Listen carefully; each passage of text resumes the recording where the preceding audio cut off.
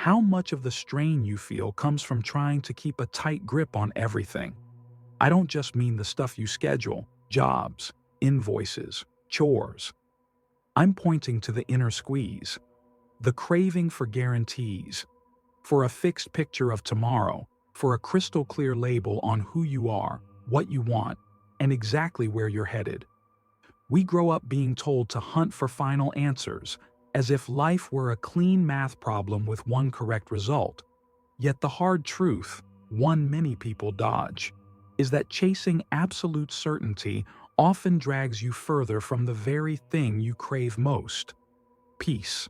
Maybe you're worn out from acting like the weather forecaster of your own life, trying to predict every gust. You design flawless plans, then watch them fold at the first random breeze. You sit suspended in anxious limbo where every unknown looks like danger, where any loose end turns into a threat you must defeat. But what if uncertainty itself isn't the villain? What if the real sting comes from pushing it away? A French writer of the 16th century, Michel de Montaigne, noticed this long before our time. While people around him chased rigid creeds and sealed-up systems, he turned the other direction and looked inward. He studied the only laboratory he could truly access, his own mind and moods.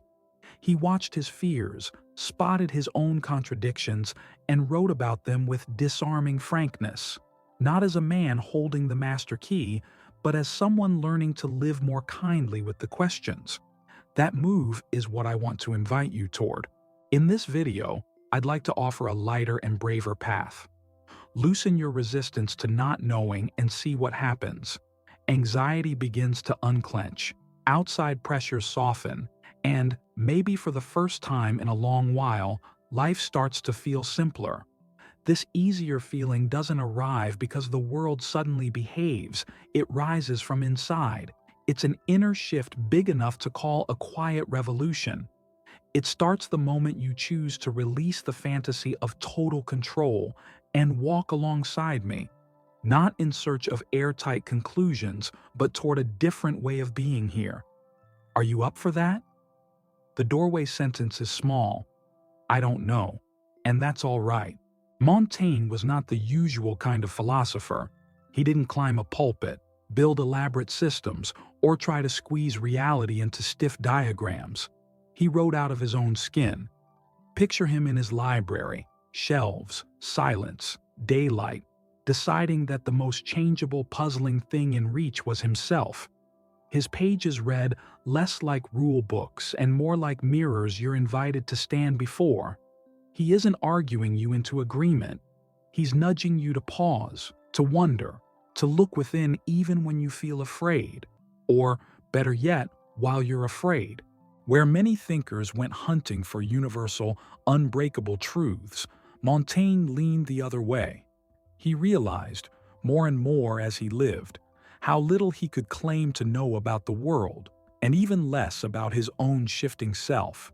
Instead of calling that a failure, he treated it as rare good sense. He kept asking, "What do I really know?" Not to show off, but to start honest. Admitting he didn't know let him drop the act, peel off the masks, and put down the heavy shield of always needing to be correct, complete, untouchable. Our age doesn't make that humility easy. We're pushed to have takes on everything, to post them fast, defend them hard, and never back away. Certainties are sharpened and thrown like knives. Montaigne offers another route. Be a person before you are a position. The soft spots, doubt, mixed feelings, fragility, aren't defects to grind out of yourself. They're part of being fully alive. Maybe this is the line you needed. You don't have to hold up fake certainties to matter. You don't need total understanding to move. It's fine, truly, to be unfinished. He gave himself permission to change. He reversed himself when life taught him something new. What seemed right yesterday might not fit today, and he accepted that without drama. He knew the mind bends, adapts, reshapes. Rather than fight that movement, he welcomed it, with gentleness, a wink, a bit of wonder. For him, Living well wasn't conquering the world with nailed-down ideas. It was traveling through it alert, flexible, and open-hearted. That's why his voice still hits home. When the culture shouts, he speaks quietly. When opinions harden like concrete, he shows the light step of doubt. If you feel lost under the strain of appearing steady, labeled, never changing, maybe what you're missing isn't a stricter plan but space. Space to shift, to admit you don't know, to simply be yourself as you grow. Let's start there. Montaigne doesn't simply urge us to question. He also cautions us about what we lose when we run from doubt. When we rush to lock everything down so we can feel safe, pain builds quietly in the background. That's what I'd like to dig into with you. The hidden ache that grows out of trying to manage what will never fully answer to our commands. Be honest. How many things do you reach for as if they were handles? Tomorrow, how other people will respond. Your work life, your body, your moods and feelings, even stuff that never sat in your hands to begin with. The harder you pull on those reins, the more life wriggles free. It's like scooping water into a fist, clench, and it runs between your fingers. Have you noticed the toll? Constant managing doesn't just wear you out, it seeps in like a slow poison. Soon you're locked inside standards no one can meet, patrolling for every possible mistake or mishap. There's a word many of us use for that always-on vigilance: anxiety. At its heart, it's fear of what can't be forecast, the hunger for a promise in a world that won't sign contracts. A lot of people live on that siren setting, straining to spot each bend in the road before they get there, as if advance warning could keep the tender parts of the self from emotional collisions. Yet long before modern psychologists said similar things, Montaigne saw it plain. Turn life into a project of prediction, and you end up at war with reality. Hurt doesn't only come from events themselves. Much of it comes from our wrestling match with what already is. We ache because we want the present to swap costumes. We push against the current that carries everything forward. Montaigne wrote about this with startling openness. He let his aches, losses, and uncertainties stay. Not trash to haul away, but pieces of being alive. By letting them belong, he laid down the heavy shield of nonstop resistance. Look around, or inward. Folks most bent on being in charge are often tight, spent, rigid. They can't unclench because they're sure that if they loosen even a little, something terrible will happen. That belief doesn't guard them. It locks the door from the inside. What he offered instead was a deliberate softening. Not cowardly giving up, but brave acceptance that the world isn't your servant and that the mind works better learning to move with the stream than barking orders at it. Here's the sharp twist. The more you grip for control, the more let down you feel. The more let down you feel, the tighter you grip. Round and round it goes until you're left with knotted muscles, a tired head, and a restless spirit. Montaigne points toward another path. A good life isn't built on total command. It's built on sharing space with what will not be steered. So how do we actually live that way? How do we stay ourselves while meeting surprises we can't script without getting swallowed by them? That's where we go next. What made Montaigne special was his everyday habit of turning inward. He did not pick apart his thoughts like a cold scientist.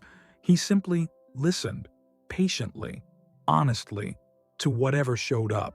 While everyone around him begged for clear answers, he chose stillness, peering into himself. There he met a storm, mixed up wishes, sudden fears, clashing urges, exactly the parts most of us push aside. Instead of judging that chaos, he gave it room to speak. Montaigne's brilliance was never about inventing grand theories. His courage was to become the experiment itself. He offered his own life as the test field, and his pages acted as the mirror.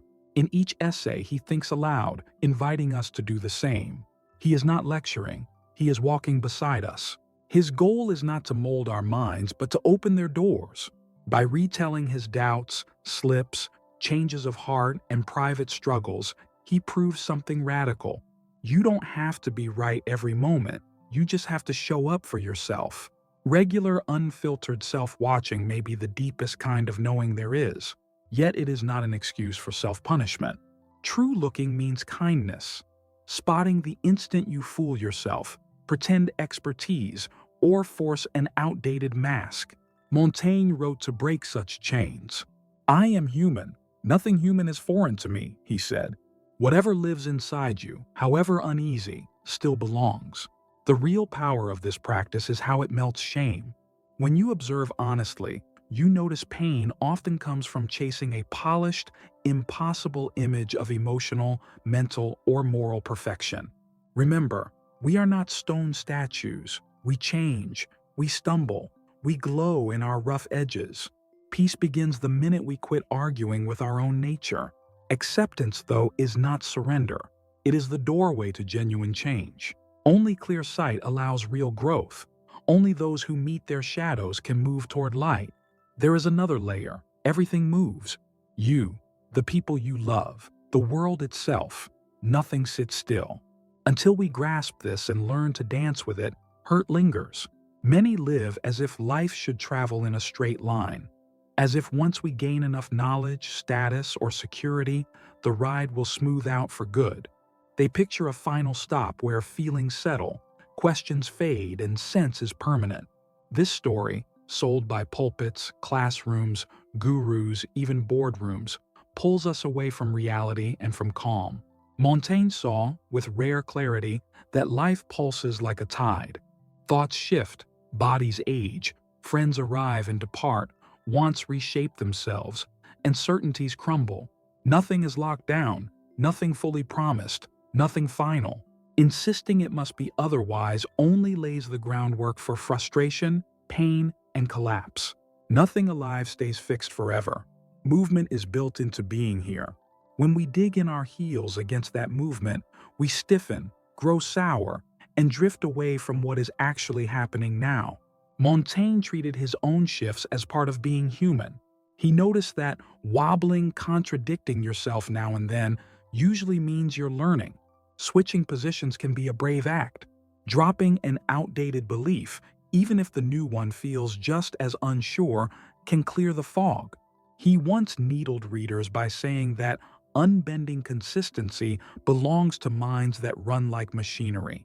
For him, a good life was less about holding a frozen self-image and more about keeping time with a world that never stops moving. Think about your worries. How many circle around the chance that something might be different tomorrow? Losing a person, losing work, life taking a turn. What happens if, instead of bracing against every turn, you start treating these turns as the normal weather of living? Montaigne did. He quit treating each transition as proof of failure and began to read it as the next stage of becoming. Welcoming life's motion doesn't mean giving up and blending in. It means you stop wrestling the river. You learn to float, paddle, and sometimes surf, rather than stacking rocks to block the tide. The lightness so many of us chase doesn't come from locking everything in place. It grows out of flexibility inside, out of being willing to release, adjust, start fresh. Montaigne saw this long before most. Maybe you're seeing glimmers of it too. Still, merely naming change as normal doesn't make the hard parts vanish. We need ways to stay steady on the inside while doubt, disorder, and mystery swirl around us. Ways to stay sane. Here the big ideas shake hands with daily living. This is the spot where Montaigne becomes a guide. He built repeatable mental habits, small inner customs that let us carry uncertainty without breaking. Philosophy that never leaves the page helps no one. He understood that. His essays aren't cloudy theory, they're gear for life. He didn't write to win applause in learned halls. He wrote to figure out how to face death, sadness, unease, a body wearing out, and a mind that sometimes slips. Maybe his greatest gift is the claim that thinking things through helps us stay alive. Reflecting on our own story can grow courage and ease pain. So how do we actually live alongside the unknown? It's more than a single yes. It's ongoing training, a slow retraining of attention and attitude. That training calls for discipline, though not the parade ground sort. Think of it as staying loyal to your own freedom. Because making peace with not knowing is an everyday workout, let me pass along several Montaignian moves that can reshape the way you meet your life. Begin by poking holes in your certainties.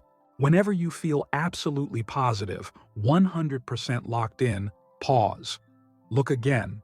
Ask questions. Total surety is often a mask worn by fear, a shield against the sting of "I don't know." Montaigne turned that shield over in his hands constantly. He doubted even his favorite thoughts, not from timidity, but from savvy. The thought that refuses a second look is the risky one. Next, turn self-questioning into something you actually do. Write it down, journal, draft a note to no one, scribble a few lines. Format doesn't matter. Putting words on a page drags hidden worries into daylight. Montaigne filled hundreds of pages about himself, not to boast, but to study his own reactions. Writing helped him sort the clutter, sweep paths through inner disorder, and make his mind a place he could live. Also, treat impermanence as the basic rule when you plan. Make plans, of course, but hold them lightly, because life will redraw the map. Real strength is the ability to bend, rather than leaning on brittle, for sure ideas. Practice moving easily, adjust, shift course, rebuild. Montaigne held that the wise person changes with a world that keeps changing. Add laughter to the mix, especially when you bump into your own soft spots. Smile at your slip-ups.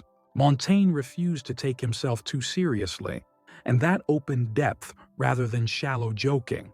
He could chuckle at his contradictions, tease his fears, poke fun at his pride. Humor keeps the weight of self-expectation from crushing us. It's a way of saying, "I'm human, and that's allowed. And please, save some quiet.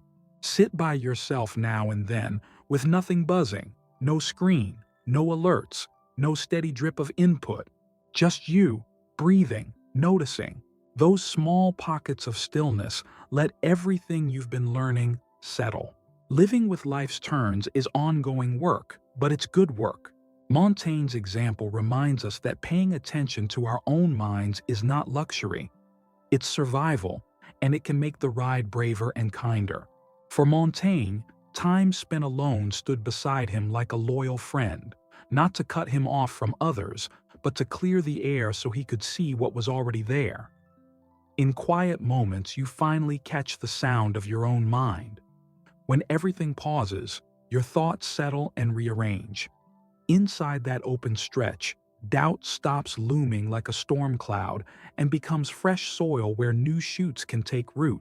Yet all this practice, silence, waiting, looking inward, matters only because of what it opens up. Freedom. Freedom to show up as yourself without needing every solution lined up in advance. Freedom to move gently even when tomorrow is foggy. Freedom to feel at home in your own skin. That inner ease, born from making room for unanswered questions, is where I'd like to land with you. Montaigne's hope was never that you merely endure disorder. He wanted you to learn the steps and sway with it. Everything you try to nail down, it was never under your command. Life refuses to squeeze itself into tidy emotional ledgers or the neat boxes of a dream calendar. People will miss the mark. Plans will fall through. Feelings will shift shape. None of this means you failed. It's simply how living things behave. Montaigne saw this with almost uncomfortable sharpness. Hurt grows less from change itself than from our pushing back, our insistence that living must hold still. Life is current, not statue. When you stop bracing against the unknown, the change starts inside. Hard edges soften. Worry loosens its grip. You quit wrestling with reality and begin to move with what's actually happening. That's not giving up. That's clear-eyed wisdom. That's emotional growing up. That's freedom. To go on without decoding every experience, without slapping a tag on every mood, without hunting for the single, correct lane before you can act. Life isn't asking you to get it perfect. It's asking you to show up. We chase simple in all the wrong places, as if it hides in a trouble-free life, a flawless routine, or a future fully mapped out. Real ease appears the moment you let yourself not know. The moment you can say, honestly and bravely, I don't have all the answers, and mean it, and let that be enough. Out of that small act of humility grows a calmer kind of peace. A peace that doesn't depend on whether the day goes as planned. A peace that rises from within. Montaigne reminded us that admitting what we don't understand is how we become more deeply human and more free. If you're still here with me, if something in these words rang true, it may be because some part of you is ready to set down the heavy load of control, take an easier breath, and live with more realness. So I'll ask, where in you still holds back from what can't be predicted? What stirs in your chest when you face the future and no clear answer appears? This exchange matters. If the path so far has spoken to you, keep walking. The next video really does go further, much further, into the conversation we've begun. Subscribe, tap the bell so you'll know when it's up, and above all, don't pause here. You've already started. Stay with it. This road is yours.